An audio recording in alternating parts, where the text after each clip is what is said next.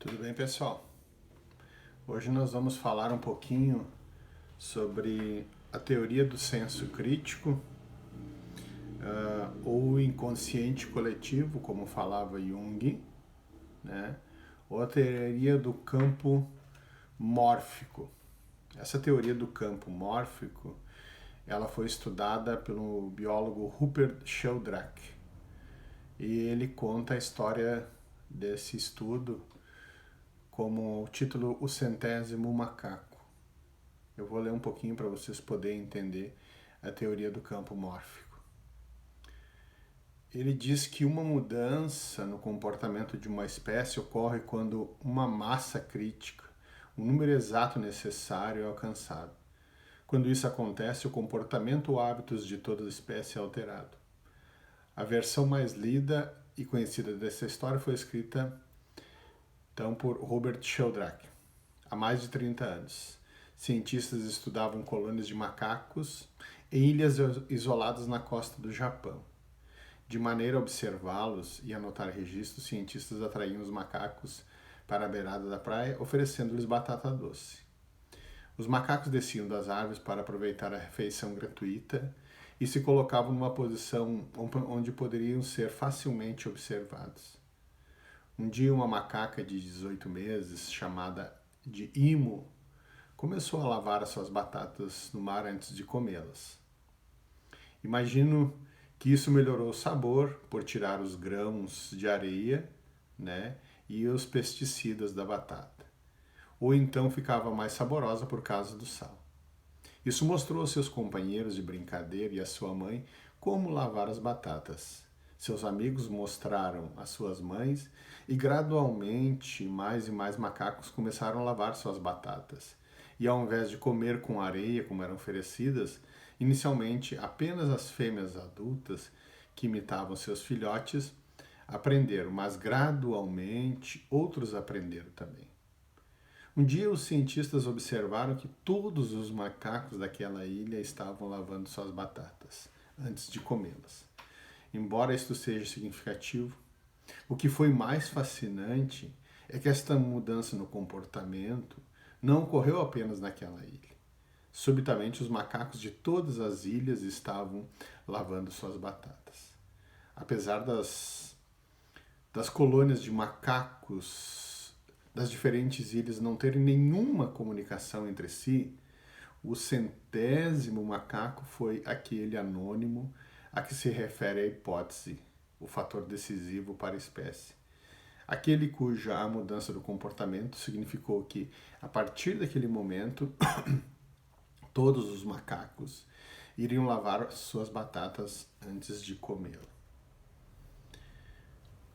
O centésimo macaco contém a promessa que, quando um número crítico de pessoas mudar seu comportamento ou atitude, a cultura como um todo mudará. O que ocorre era inimaginável e feito por algumas pessoas, depois por muitos, até que um número crítico de pessoas faz a mudança e torna-se o padrão de como agimos e de como somos como seres humanos. Olha que interessante, né, que é essa pesquisa de Rupert Sheldrake. É importantíssimo. Porque no momento que nós estamos passando por toda essa crise, por essa doença catastrófica, né, de perdermos muitas pessoas ao nosso redor, muitos familiares, muitas pessoas conhecidas, nós estamos atingindo um ápice, né, de sofrimento, de dor, de tristeza, e que se transfere ao planeta inteiro. O planeta sofre, o planeta está doente, não é só as pessoas. O planeta está doente porque nós atingimos, né, uma certa frequência, uma certa quantidade de pessoas que adoeceram com tudo isso que está acontecendo. Os nossos meios de comunicação, né, as nossas informações são dadas relacionadas ao medo, à dor, à perda, ao sofrimento. E as pessoas não estão conseguindo se desligar disso.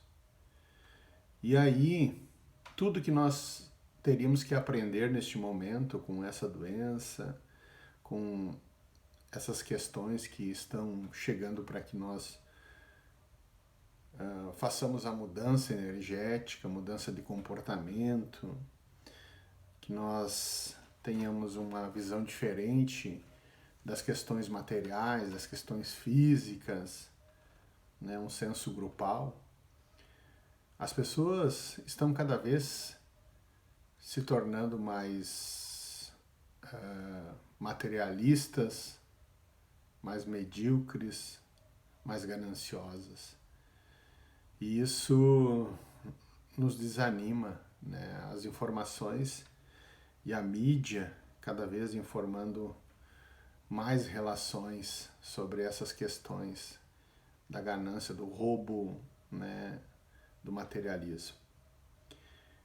E aí eu venho de novo pedir a todos que nós tenhamos um senso crítico diferente, que nós façamos a mudança desse inconsciente coletivo, como o Jung falava, que nós consigamos atingir esses 10% de mudança no nosso inconsciente, na nossa maneira de pensar, na nossa energia, para que nós possamos nos desligar dessa doença e fazermos uma mudança energética. Precisamos mudar a energia, precisamos nos desligar de todas essas informações doentias, de todos esses padrões energéticos do plano inferior, para que façamos essa mudança. E aí as pessoas dizem, mas não tem mais como mudar isso aí. Isso se enraizou, as pessoas estão enraizadas no mal, na ganância, né? E não se vê mais uma luz no fundo do túnel. Cada vez é mais dor, mais sofrimento, mais medo. Mas ao mesmo tempo que nós nos desligamos um pouco de todas essas questões ou dessas pessoas, que é triste estar ao redor dessas pessoas. E é muito triste quando a gente se depara com o nosso meio, com os nossos familiares, com as pessoas que convivem com a gente, estar nessa energia. As pessoas cada vez mais pensando em si. Quando tu fala em ajudar alguém, todo mundo cria dezenas de critérios para poder ajudar alguém. Ninguém faz com a simplicidade de ajudar.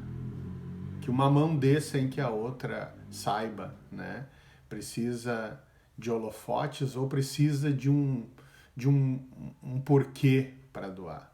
As pessoas não doam mais de coração. E aí o senso crítico fala sempre mais alto. O porquê? O porquê. Ninguém se coloca no lugar daquelas questões ou daquela situação. Simplesmente as pessoas querem criticar, as pessoas são donas da verdade.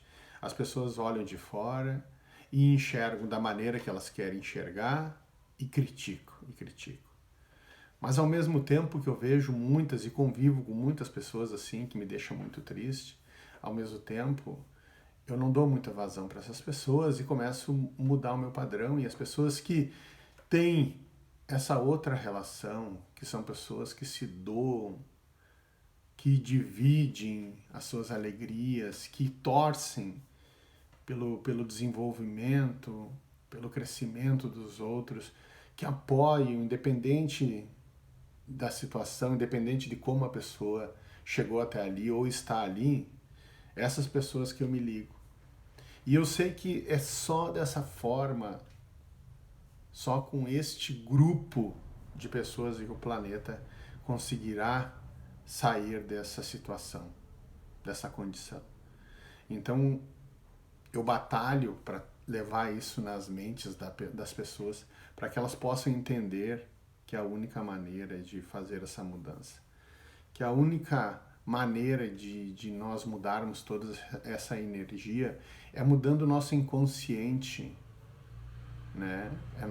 Nós crescemos na nossa consciência como espíritos. O espírito elevado de um espírito inferior só diferencia a sua consciência. E quando nós agimos por automaticismo, quando nós criamos hábitos bons, quando nós criamos pensamentos bons, nós somos automáticos a agir dessa forma. E esse inconsciente coletivo cativa.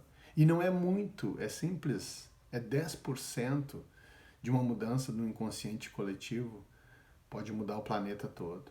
Então eu peço a todos que comecem a pensar diferente, que comecem a agir diferente, que comecem a se colocar na situação das pessoas e que ajudem e que façam o bem sem questões, sem peso, sem análise.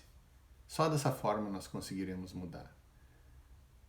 E não é difícil, eu vejo tantas pessoas boas, tantas pessoas fazendo as situações e agindo dessa forma, que não é difícil. Tem já uma grande porcentagem de pessoas fazendo assim. Mas tem muitas pessoas se contaminando com essas informações, se contaminando com pessoas amargas, tristes, rancorosas, que só enxergam o seu umbigo, que só enxergam o seu meio, que só enxergam sua família, que só enxergam a sua sobrevivência. E daí quando se deparam com a dor, com a perda de um familiar, ou com uma doença isolada dentro de um hospital, com problema, com Covid, com câncer, qualquer coisa, aí querem modificar, aí querem melhorar. Aí às vezes, ou muitas das vezes, já é tarde, pessoal.